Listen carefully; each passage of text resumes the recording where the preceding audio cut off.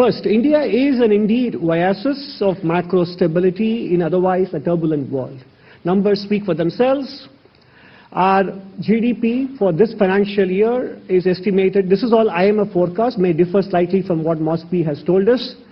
IMF predicts 7.3% for the year ending March 2026. We have 7.4 from MOSPI. And the fund forecasts 6.4% for the next 2 years, 26-27 and 27-28. You will hear our numbers later. But the important thing is whether it is for the current financial year or the future, our India's growth numbers stand out in comparison to any other part of the world. And that is why we call India a oasis of economic performance in the global scenario. And if you look at the last few years in comparison to pre-COVID average, real GDP growth pre-COVID was 6.4%, and in FY25 was 6.5%, and this year, as I said, MOSPI is predicting 7.4%. Private final consumption expenditure growth is 7% for this year, on top of 7.2% last year. And in real terms, gross fixed capital formation is going to be a lot better than FY25, and definitely much better than the banking and corporate balance sheet crisis-ridden 2012-2020 period, when it grew only 6.3% on average per annum. More importantly, we are achieving these high growth rates, consumption and investment spending amidst very moderate inflation environment. This year, it is projected to be about 1.7% on average so far for the first 9 months of the year, largely due to a deflationary trend in food price index. However, it's important to note that core inflation is also well behaved. If you take out gold and silver, core inflation is 2.9, well below the 4% threshold with which the headline inflation is pursued by the central bank. So we basically have benign inflation trends, which we expect to see continue in the next financial year as well. In fact, beneath all the slides, you will see the chapters in which they are covered in great detail, and we will just give you a broad brushstroke of what those chapters are saying on those relevant topics. Moving on from GDP and inflation to public finances, in 21-22, the government said we would bring down the COVID year fiscal deficit to less than half, and we are about to deliver on that this year, with an estimated 4.4% of GDP as a union government fiscal deficit. More importantly, the primary deficit, which is revenue deficit minus interest payments, has come down from 5.7 and expected to be 0.8% this year. We achieved it through improvement in tax buoyancy, tax collections, while increasing and improving the quality of expenditure. Effective capex rate went up from 2.7 pre-COVID to 3.9% post-COVID as a percentage of GDP. And that is the reason why last year we got 3 credit rating upgrades, beginning with Morningstar DBRS in May, Standard & Poor in August, R&I investment ratings from Japan in September. And so we now have BBB from S&P, BBB plus from the other 2, and also India's CARE Edge also rates Indian sovereign rating at BBB plus. External sector, the forex reserves have more than doubled, compared to 11 years ago, from 341 billion to 701 billion. While much of it is due to lately the increase in gold valuations, definitely there is an increased accretion of foreign exchange currencies as well. Therefore, the import cover has picked up to nearly a year from 8.9 months in FY15. The current account balance is very well behaved, from 1.3% of GDP to now to about 0.8% in the first half of the current financial year. And external debt, which was 23.8%, is now down to 19.2%. So the external sector doesn't flash any warning signals as far as the macro picture is concerned. And if you look at the financial sector, we basically had the second decade of the millennium was marked by balance sheet troubles and repair. That is now showing up. The repair process is now well done, and the gross non-performing asset ratio is 2.2%. The net non-performing asset ratio is down from 6% in 2017-18 down to just 0.5%. But more importantly, The flow of resources to the non-government or the commercial sector, including households and businesses, and not just the credit market, but including the equity market, non-banking finance, etc. The annual growth rate in the last 5 years has been 29%. There is ample resource availability in the system for economic activity and investment spending. In the current financial year, the growth rate is 45% in the first 9 months compared to last year's 9 months. So overall, the resource availability augurs very well, and the resource mobilization as well for continued growth in investment spending and capital formation in the economy, and this is for the commercial sector, not government. Employment conditions have improved from the year when PLFS, the Periodic Labour Force Survey, was launched. 6% was the unemployment rate then, down to 3.2% in 23-24.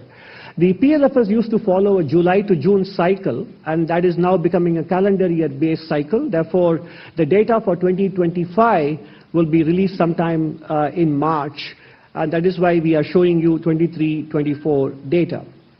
Female labour force participation rate is up nearly 18 percentage points, and the unemployment rate in the first 9 months of the year has been steadily declining from 5.4 down to 4.9% in the last quarter. Now, in terms of other inclusive growth parameters, apart from the macro indicators, in rural development, 81% of rural households now have access to tap water. 2.9 crore houses have been constructed and 2.76 crore property cards issued under Swamitwa. When it comes to healthcare, 14.3 crores beneficiaries registered on the UWIN portal, 42.8 crore Ayushman Bharat cards issued, 1.8 plus lakh Ayushman Arogya Mandirs operational, and we include online gaming in this because it matters for mental health.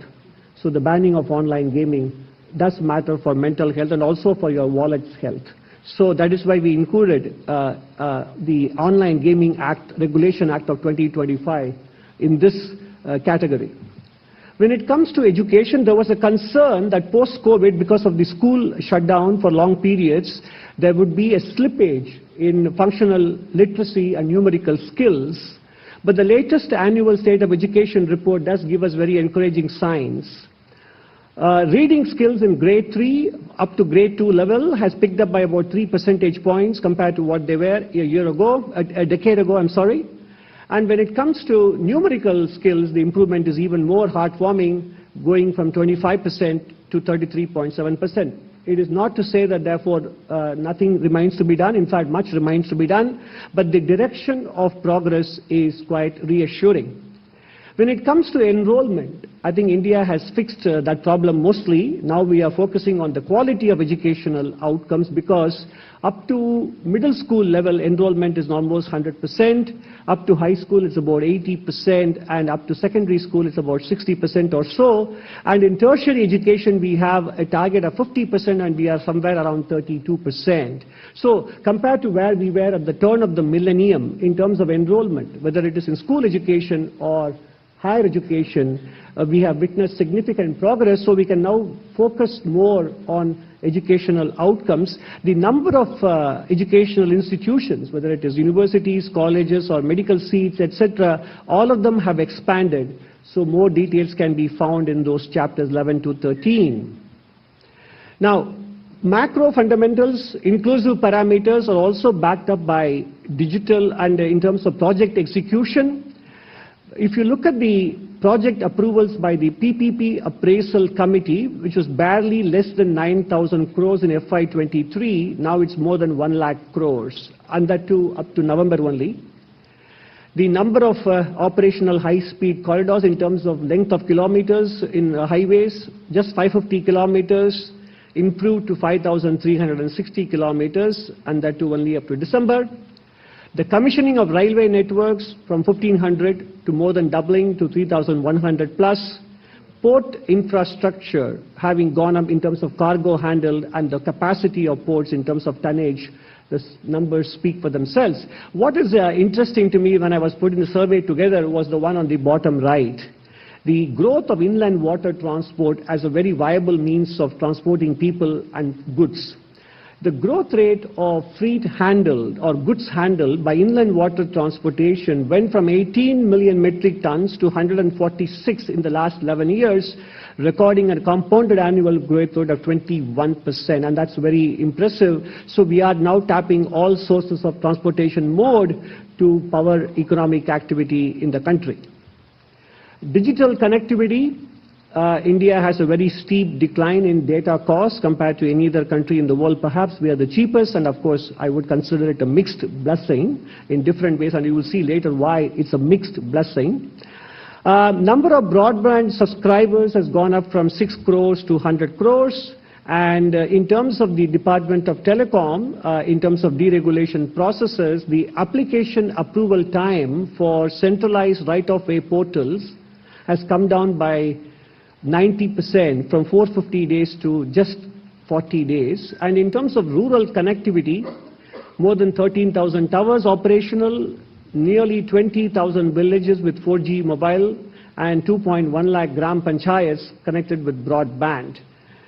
And therefore, given the good growth performance and the kind of foundation laid for sustained growth into the second half of this decade, we are now projecting FY27 growth at between 6.8 and 7.2%. So therefore, your midpoint is 7%, on top of the growth rates we have achieved post-COVID, with the most recent estimate being 7.4 for FY26. So in other words, we are projecting, notwithstanding the global situation, we are projecting on the back of domestic accomplishments and domestic reforms that the growth momentum is intact, and we will be able to grow at between 6.8 and 7.2% in real terms. We are aware that the base year revision will be announced in the end of February, and we are confident that we will be able to maintain this growth rate under the new base year and data from MOSPI.